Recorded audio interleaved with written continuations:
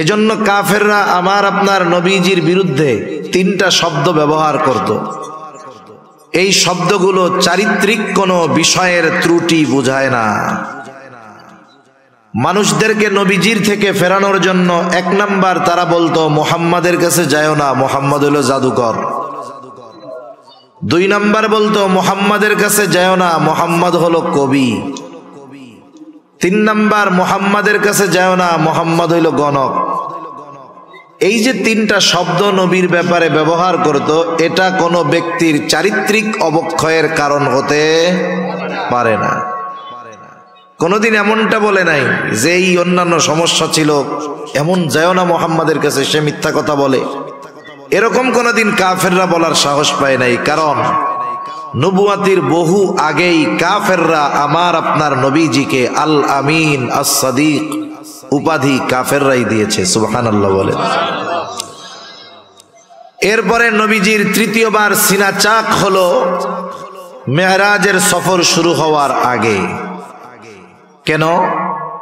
কারণ এই সফর তো শুধু মসজিদুল হারাম থেকে মসজিদুল আকসা পর্যন্ত নয়, বরং সফর হবে মসজিদুল আকসা থেকে সপ্ত আকাশ পাড়ি দিয়ে আরশে আজিম পর্যন্ত। আপনারা জানেন পৃথিবী থেকে মানুষ মহা আকাশে গিয়ে বেড়ায় আসে, অবস্থান করে, বিভিন্ন কাজে যায়। টাকা পয়সা থাকলেই এমন না আপনার মন চাইছে আপনি এখান থেকে বিমানে ঢাকায় যাবেন, বরিশাল গেলেন, টিকিট কাটলেন, বিমানে ঢাকা চলে গেলেন, এমন না। টাকা থাকলেই মহাকাশে যাওয়া যায় না। মহাকাশে যাওয়ার আগে নাসার তত্ত্বাবধানে বছরের পর বছর থাকতে হয়, কারণ পৃথিবীর পরিবেশ অবস্থা আর মহাকাশের পরিবেশ অবস্থা এক নয়। ওইখানে সবকিছু শূন্যে ভেসে থাকে, খাবার রাইখা দিবেন ওইটা জায়গায় থাকবে, নড়াচড়া চলাফেরা এগুলো সব আগে দুনিয়ার জমিনে শেখানো হয়, এরপরে তাদেরকে মহাকাশে পাঠানো হয়। নবীজিকে মেরাজের জন্য, এই দীর্ঘ সফরের জন্য বিশেষভাবে প্রস্তুত করেছেন আল্লাহ এই তৃতীয়বার সিনা চাক করার মাধ্যমে। স্মরণের পাত্রের মধ্যে হাট হুট সব বাইর কইরা ওইটাকে জমজমের পানি দিয়ে ধুয়ে আবার এটাকে সেলাই করে দেওয়া হয়েছে। এই কথা মেরাজের এই হাদিস আজকে আমি আপনাদের বলতেছি তা না, ১৫০০ বছর উলামায়ে কেরাম শতাব্দীর পর শতাব্দী মানুষের সামনে এই ঘটনাগুলো বর্ণনা করেছে কি করে নাই? করেছে। ওই সময়ের কাফের যারা ছিল, এক সময় তারা বলতো একজন মানুষের বুক ছিঁড়লে সে আবার বাইসা থাকে কেমনে? এটা অসম্ভব, এটা মিথ্যা কথা। কিন্তু এখনকার চিকিৎসা বিজ্ঞান এই বিষয়টা ক্লিয়ার করে দিয়েছে, একজন মানুষকে পরিপূর্ণ অজ্ঞান করা লাগে না, শুধুমাত্র নির্দিষ্ট স্থান অজ্ঞান করে অবশ করে বাকি সেন্স ঠিক রেখে ওপেন হার্ট সার্জারি হইতেছে। যার সার্জারি হচ্ছে সে বড় স্ক্রিনের মধ্যে দেখতেছে কেমনে কাটতেছে, কিভাবে বের করতেছে, সজ্ঞানে অপারেশন চলতেছে। আজকে যেটা মানুষ দেখতেছে কিছুকাল আগেও ওই বিষয়টা তারা অস্বীকার করছে। তা হযরত আনাস রাদিয়াল্লাহু তাআলা আনহু বলেন, নবীজির সিনা যে চাক করা হইছে, কাটা হইছে, এই জায়গায় অপারেশনের দাগ, সেলাইয়ের দাগ ছিল। বুখারী মুসলিমের হাদিস। হযরত আনাস রাদিয়াল্লাহু তাআলা আনহু নবীজির খেদমতে ছিলেন 10 বছর। কত বছর? 10 বছর নবীজির খেদমত তিনি করছেন। একটা মানুষের কাছে দীর্ঘকাল থাকলে তার অনেক কিছু দেখা যায়, জানা যায়, যা অল্প সময়ে তার কাছে গেলে দেখা যায় না, জানা যায় না। হযরত আনাস রাদিয়াল্লাহু তাআলা আনহু বলেন, ওয়াকাদ কুনতু আরা মাসরাল মাখিত ফি সাদরিহি সাল্লাল্লাহু আলাইহি ওয়াসাল্লাম। আমি নবীজি সাল্লাল্লাহু আলাইহি ওয়াসাল্লামের বুকে আমি এই সেলাইয়ের দাগ আমি খুব স্পষ্টভাবে দেখেছি। সুবহানাল্লাহ। নবীজির সিনা যে চাক হইছে এ ব্যাপারে কোনো সন্দেহ নাই। এখন নবীজির সফর শুরু হবে। প্রথম সফর হবে মসজিদুল হারাম থেকে মসজিদুল আকসা পর্যন্ত। সফর কিসে হবে? বাহন আনা হয়েছে, সেই বাহনের নাম হলো বুরাক। বুরাক এইটা কেমন? আমাদের সমাজে আগেও আমরা দেখতাম পোস্টার পাওয়া যাইতো, বড় বড় ব্যানার, সাদা এক ঘোড়া, পাশে দুইটা ডানা, আবার মানুষের মাথা গলার কাছে লাগায় দিত, কইতো যে এটা হলো বোরাক, নবীজির বোরাক। নাউজুবিল্লাহ।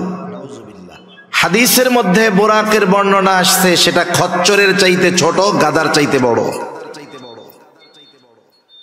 এবং এর এক একটা ধাপ এত দূর, কত দূর বলে দৃষ্টি সীমার শেষ প্রান্তে প্রতিটা পদক্ষেপে বোরাক পৌঁছায়া যায়। এইবার নবীজির সফর শুরু হইল। এ কথাই আল্লাহ তাআলা বলেন, সুবহানাল্লাযী আসরা বিআবদিহি লাইলাম মিনাল মাসজিদিল হারাম ইলাল মাসজিদিল আকসাল্লাযী বারাকনা হাওলাহু লিনুরিয়াহু মিন আয়াতিনা। আল্লাহ রাব্বুল আলামিন বলেন, পবিত্র মহিমান্বিত তিনি, পুত পবিত্র তিনি, যিনি তার বান্দাকে রাত্রিকালীন ভ্রমণ করিয়েছেন। ভ্রমণটা পুরা রাত্র ব্যাপী হয়েছে তা নয়, রাতের কিছু অংশে এই ভ্রমণটা সম্পূর্ণ হয়েছে। বিআবদিহি, তার বান্দাকে। আল্লাহ রাব্বুল আলামিন আমার আপনার নবীজিকে বলতেছেন, আমার বান্দা, আমার বান্দা। মনে রাখবেন, দুনিয়ার মানুষের গোলাম যদি কেউ হয়ে যায়, এতে তার সম্মান কমে যায়, কিন্তু কোন ব্যক্তি যদি আল্লাহর গোলাম হয়ে যায়, তার মর্যাদা সম্মান আরো বেড়ে যায়। দুনিয়ার কেউ যদি আমার আপনার ব্যাপারে বলে এটা আমার গোলাম, তাহলে ইজ্জত সম্মান থাকবো। কিন্তু আল্লাহ তাআলা যদি কাউকে বলে আমার গোলাম, আমার গোলাম, আমার বান্দা, তার সম্মান মর্যাদা কত উঁচু পর্যায়ের এটা বোঝা যায়। কারণ ঈসা আলাইহিস সালাতু ওয়াস সালামকে ইহুদিরা বলতেছে এটা হলো আল্লাহর সন্তান, অপবাদ দিচ্ছে। ঈসা আলাইহিস সালাম মায়ের কোলে কি জবাব দিছে? খ্রিস্টানেরা বলে ঈসা হলো আল্লাহর সন্তান, আর ঈসা আলাইহিস সালাম বলেন ইন্নী আবদুল্লাহ আতানিয়াল কিতাবা ওয়া জাআলানি নাবিয়্যা। বলে আমি হলাম আল্লাহর বান্দা। ইন্নী আবদুল্লাহ, কার বান্দা? আমি আল্লাহর বান্দা। যারা পরিপূর্ণ গোলাম হয় এরা দামি। গোলাম মানে কি জানেন? গোলাম মানে হইল যার ইচ্ছাটাও নিজের ইচ্ছায় চলবে না, আমার ইচ্ছাটাও হবে কার ইচ্ছাধীন? আল্লাহর ইচ্ছাধীন। এটা হলো আসল গোলাম। সে নিজেকে পরিপূর্ণ আল্লাহ তাআলার সামনে সমর্পণ করে দিবে, এর দাম বেশি। গোলাম হইলে দাম বেশি, আজাদ হইলেই যে দাম তা না। যেমন আকাশে এক ঝাঁক বক উড়ে যাইতেছে, বক, অনেকগুলা বক। এক বন্ধু আর এক বন্ধুকে বলতেছে, দোস্ত বকগুলা দেখছো? বলে হ্যাঁ দেখছি, খাইতে খুব মজা লাগে তো বকের গোশত। বলে তোমার কাছে এই আকাশে ওই জায়গায় 1000 খানিক বক হবে, তোমারে আমি বেচা দিলাম, এর দাম আমারে 500 টাকা দাও। 1000 1000 বক সব তোমারে দিয়া দিলাম, আকাশে যেই কয়টা আছে। কোন বলদে 500 টাকা কেন? 5 টাকা দিব? 5 টাকা দিয়াও ওই আজাদ বক কিনবে না। আপনি যদি খাঁচায় বন্দি করে একটা বক নিয়ে আসেন, যে ধরো এটা 500 টাকা দাও, বাজারে উঠাবেন, দেখবেন সিরিয়ার লেগে যাবে। যদি বড় সড়ো হয় 1000 টাকা দিয়ে কেনার লোক পাওয়া যাবে। এই জন্য আজাদ স্বাধীন হইলেই দামি হয় না, বরং কেউ যদি আল্লাহর গোলাম হতে পারে, গোলামের খাঁচায় আবদ্ধ হতে পারে, তাহলে আল্লাহ তাআলার কাছে দামি হয়ে যায়। দুনিয়া আখিরাতে আল্লাহ তাআলা তাকে দামি বানায়া দেয়। আল্লাহ রাব্বুল আলামিন বলেন, লাইলাম মিনাল মাসজিদিল হারামি ইলাল মাসজিদিল আকসা। তার বান্দাকে তিনি রাত্রিকালীন সফর করিয়েছেন মসজিদুল হারাম থেকে মসজিদে আকসা পর্যন্ত। আমি দুইটা বিষয় মূলত আপনাদের খেদমতে কিছু কথা বলতে চাই। একটা হলো নবীজির মেরাজ সংক্রান্ত, দ্বিতীয়টা হলো মসজিদুল আকসা সংক্রান্ত। কারণ মেরাজের সাথে মসজিদুল আকসার সাথে বড় একটা সম্পর্ক আছে। আর এই সময়ে ফিলিস্তিনের মাজলুম মুসলমানদের উপরে ওই বর্বর ইসরায়েলিরা যেই জুলুম অত্যাচার নির্যাতন চালাচ্ছে, তাদেরও মূল টার্গেট হলো এই মসজিদুল আকসা। আমরা অনেক সময় ভাবি যে ইহুদিরা মনে হয় এই যুদ্ধটা করতেছে, অনেক উদ্দেশ্য আছে। না না, গোটা দুনিয়ার ইহুদিরা একজনের আগমনের অপেক্ষায় আছে। বলেন তো তার নাম আপনাদের জানা আছে? কি বলেন তো তার নাম? দাজ্জালের আগমনের অপেক্ষায় আছে। দাজ্জাল কখন আসবে?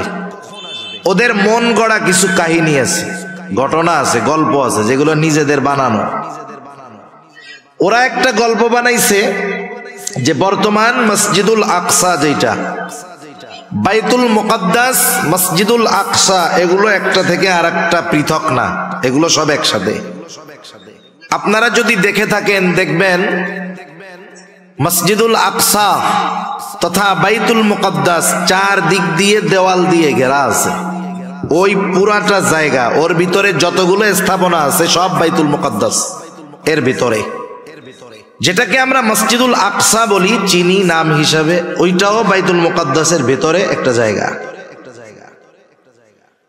এরপরে আমাদেরকে যেটা মসজিদুল আকসা হিসাবে দেখানো হয়, বিশাল সোনালী এক গম্বুজালা বড় স্থাপনা, এটা কিন্তু মূল মসজিদুল আকসা নয়। এটাকে বলা হয় ডোম অফ রক, কুব্বাতুস সাখরা। এটাকে বারবার আমাদের সামনে দেখানো হয়। অনেক মুসলমানের সন্তান মূল মসজিদ কোনটা ওইটা ওরা নিজেরাও জানে না, মূল স্থাপনা কোনটা। ওরা মনে করে ওইটাই মনে হয় মসজিদুল আকসা। না না, এটাকে বারবার আমাদের সামনে তুলে ধরার কারণ হলো মূলটা যেন আমরা ভুলে যাই। মূলটা কোথায় আছে দেখবেন ওই চার দেয়ালের মধ্যেই, খেয়াল করলে এক কর্নারে এক পাশে ধূসর বর্ণের অ্যাশ কালারের একটা গম্বুজ দেখা যায়, একটা মসজিদ দেখা যায়। বিবর্ণ মনে হয় মসজিদটাকে, অথচ ওই মসজিদটা প্রত্যেকটা মুসলিম শাসক আসার পরে কোনো না কোনোভাবে ওই জায়গায় বরকতান তারা কাজ করছে স্বর্ণ দিয়ে। দ্বিতীয় বিশ্বযুদ্ধের সময়, বিশেষ করে দ্বিতীয় বিশ্বযুদ্ধের সময় ইংরেজরা, ব্রিটিশরা ওইগুলোকে, স্বর্ণগুলোকে স্থাপনার থেকে ছুটায়া ছুটায়া নিজেরা নিজেদের দেশে নিয়ে গেছে। ইহুদিরাও সুযোগে সুযোগে কিছু নিয়ে ওইটাকে একবারে বিদীর্ণ বানায় ফেলছে। ইহুদিদের একটা ভ্রান্ত বিশ্বাস হলো ওই মসজিদটা সুলাইমানি অবকাঠামোর উপরে নির্মিত নয়। মানে সুলাইমান আলাইহিস সালাম যেমনে বানাইছে এই মসজিদটা ওইরকম না, ওইটা পরে বানানো হয়েছে। এই জন্য ওরা কি চায়, ওই মূল মসজিদটাকে ভেঙে ফেলতে চায়। ভেঙে ওইখানে সুলাইমানি অবকাঠামোতে থার্ড টেম্পল, তৃতীয় উপাসনালয় ওরা বানাতে চায়। কেন? ওদের বিশ্বাস হলো ওইখানে যখন থার্ড টেম্পল, তৃতীয় মন্দির বা উপাসনালয় বানানো হবে তখনই দাজ্জালের আগমন ঘটবে। এটা ওদের একটা ভ্রান্ত বানোয়াট ভুয়া আকীদা বিশ্বাস। যেমনটা ঘটছে বাবরি মসজিদের সাথে। বাবরি মসজিদ 500 বছর ওইখানে মসজিদ ছিল, আজান হয়েছে, নামাজ হয়েছে, সব হয়েছে। হঠাৎ করে এই 20 শতাব্দীর মাঝামাঝি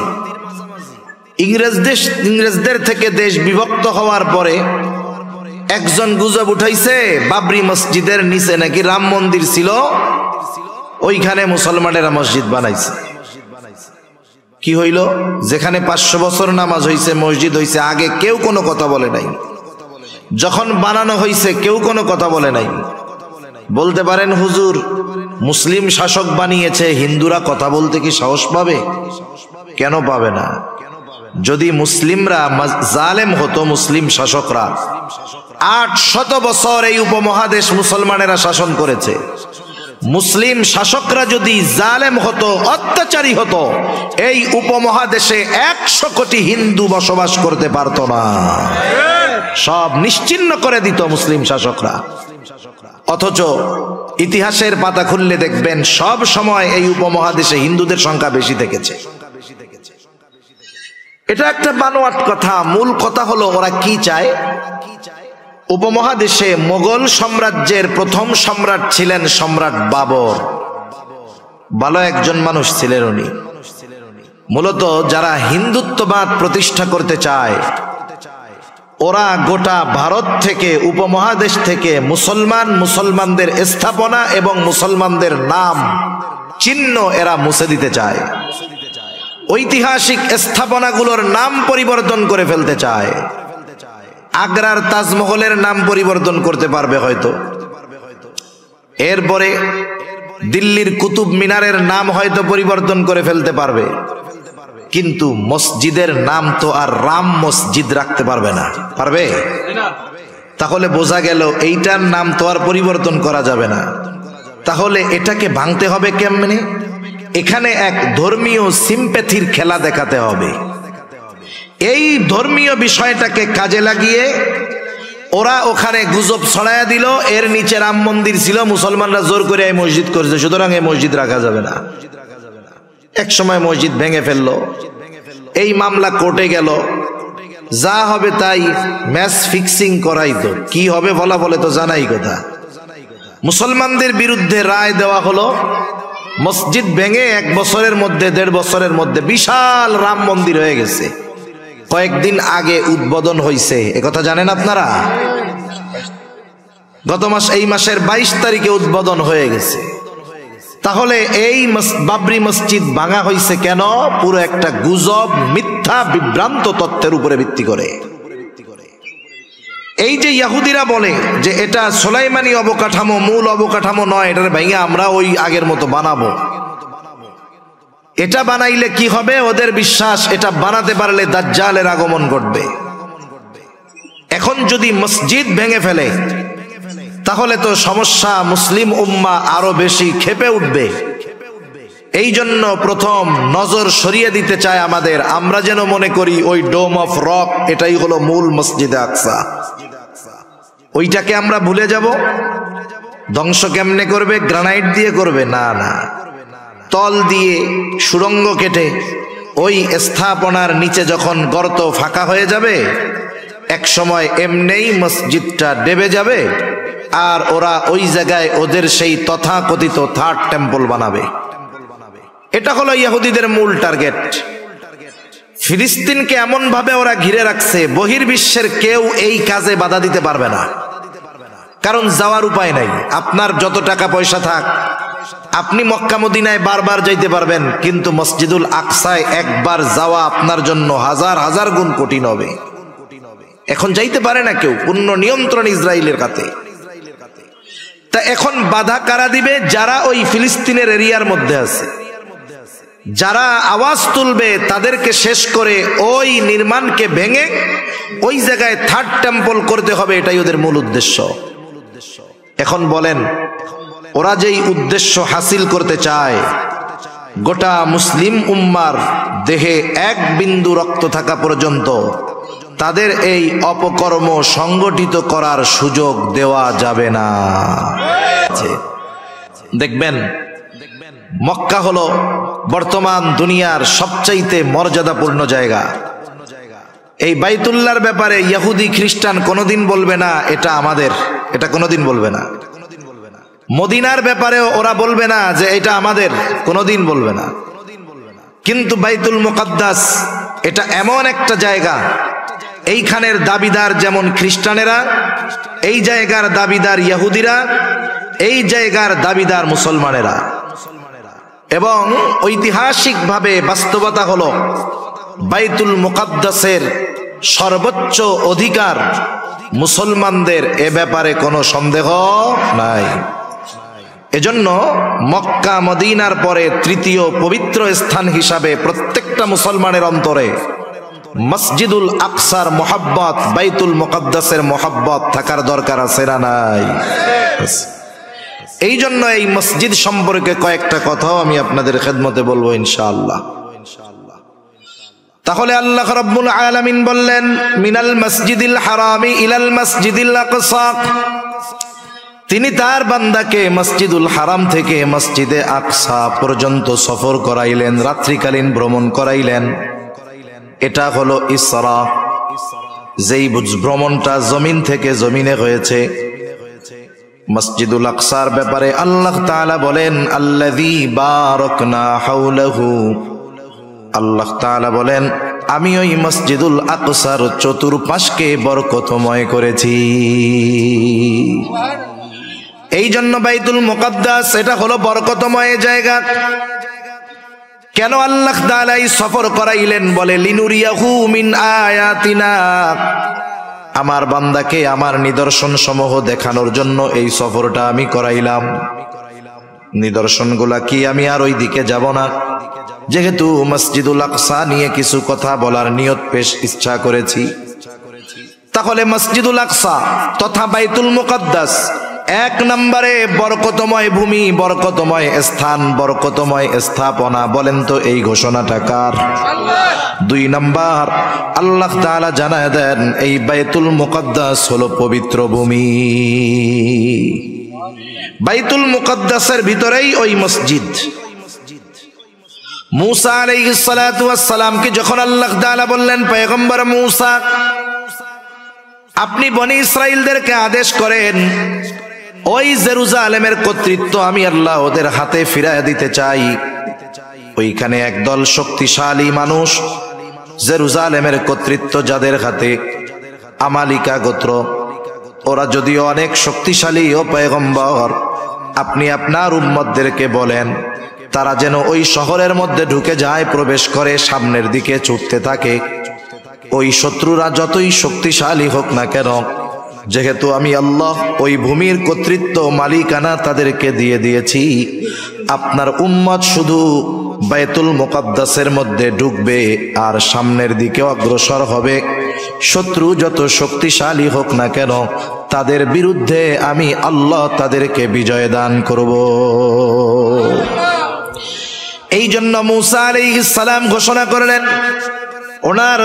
ওনার কওমকে, সম্প্রদায়কে বলতেছে, ইয়া কওমি দখুলুল আরদাল মুকাদ্দাসাতাল্লাতী কাতাবাল্লাহু লাকুম ওয়ালা তারতাদ্দু আলা আদবারিকুম ফাতানকালিবু খাসিরিন। মুসা আলাইহিস সালাম বলেন, ও আমার সম্প্রদায়, তোমরা ওই পবিত্র ভূমির মধ্যে ঢুকে পড়ো, যেই ভূমির মালিকানা, যেই পবিত্র জমিনের মালিকানা আল্লাতী কাতাবাল্লাহু লাকুম, আল্লাহ তাআলা তোমাদের জন্য লিখে দিয়েছে। তোমরা শুধু ওই জমিনের মধ্যে, ওই শহরের মধ্যে ঢুকবা, সামনের দিকে অগ্রসর হবা, খবরদার পেছনের দিকে আসবা না। জয় তোমাদেরই হবে, তবে যদি পিছু হটো, ওয়ালা তারতাদ্দু আলা আদবারিকুম ফাতানকালিবু খাসিরিন, যদি পেছনের দিকে ফিরো, পিছু হটো, তাহলে ক্ষতিগ্রস্তদের অন্তর্ভুক্ত হয়ে যাইবা। আর যদি সামনের দিকে ছুটতে থাকো, ওই পবিত্র জমিনের মালিকানা তোমাদেরকে দিয়ে দিবে। আল্লাহ তাআলা কোরআনুল কারীমে জানায়া দিলেন এই জমিনটা হলো পবিত্র জমিন, পবিত্র ভূমি। 3 নাম্বার, এই মসজিদের অন্যতম তথা বাইতুল মুকাদ্দাসের অন্যতম বৈশিষ্ট্য হলো এটা মুসলমানদের প্রথম কিবলা।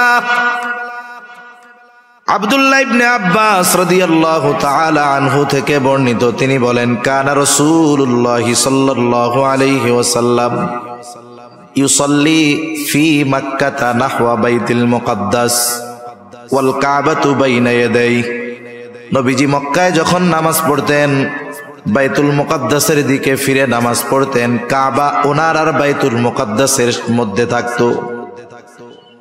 বাইতুল মুকাদ্দাস মক্কা থেকে প্রায় ১৫০০ কিলোমিটার উত্তরে। নবীজি যখন উত্তর দিকে ফিরতেন, সামনে কাবা থাকতো, এরপরে বাইতুল মুকাদ্দাস থাকতো। তার মানে নবী দক্ষিণ দিকে দাঁড়িয়ে কাবাকে সামনে নিয়ে উত্তর দিকে মুখ করে দাঁড়াইতেন। বাদামা হাজারা ইলাল মাদিনাতি 16 শাহরা, নবীজি যখন মক্কা থেকে মদিনায় হিজরত করলেন, 16 থেকে 16 মাস নবীজি বাইতুল মুকাদ্দাসের দিকে ফিরে নামাজ পড়ছেন। কারণ বাইতুল মুকাদ্দাস উত্তর দিকে, মক্কা থেকে মদিনা ও উত্তর দিকে।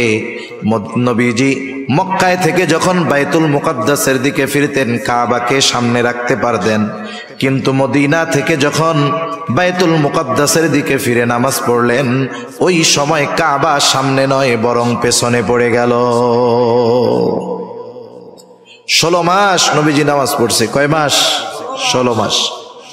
নবীজি মদিনায় হিজরত করে যাওয়ার পরে, গরম পানিটা আছে না, একটু পানি দিয়েন, গলা ব্যথাচ্ছে। নবীজি মদিনায় হিজরত করে যাওয়ার পরে মদিনায় ইহুদিদের প্রভাব ছিল, প্রভাব শেষ। নবীজিও বুঝতে পারছে ইহুদিদের প্রভাব প্রতিপত্তি শেষ। নবীজির অন্তরে তো এমনিই আশা যে কাবা যদি মুসলমানদের জন্য কিবলা হইতো কতই না ভালো হইতো। নবীজি একদিন নামাজ পড়তেছেন, নামাজের মধ্যে নবীজির ওই আশাটা অন্তরের মধ্যে অতিমাত্রায় জাগ্রত হলো। নামাজ পড়েন আর আকাশের দিকে নবীজি তাকান, মনের মধ্যে কি চায়, কোন আশা নিয়ে নবীজি আকাশের দিকে তাকায় বলেন তো? দুনিয়ার কেউ জানুক আর না জানুক, বুঝুক আর না বুঝুক, যিনি জানেন যিনি বোঝেন তিনি কে? আল্লাহ রাব্বুল আলামিন বলেন, ক্বাদ নারা তাকাল্লুবা ওয়াজহিকা ফিস সামা। আপনি যে বারবার আকাশের দিকে তাকান, আল্লাহ তাআলা বলেন আমি তো সেইটা দেখি। কেন তাকান তাও আল্লাহ তাআলা জানেন। এই জন্য আল্লাহ রাব্বুল আলামিন বলেন, ফালানুওয়াল্লিয়ান্নাকা কিবলাতান তারদাহা। আল্লাহ রাব্বুল আলামিন বলেন, ফালানুওয়াল্লিয়ান্নাকা কিবলাতান তারদাহা, আমি আপনার কিবলাকে পরিবর্তন করে দিব আপনি যেই দিকটাতে চান ওই দিকে। নবীজি চান, আশা করেন যে আমার মুসলমানদের কিবলা হবে বাইতুল্লাহ। আল্লাহ তাআলা বলেন আপনার কিবলা আমি পরিবর্তন করে দিব যে দিকটা আপনি চান।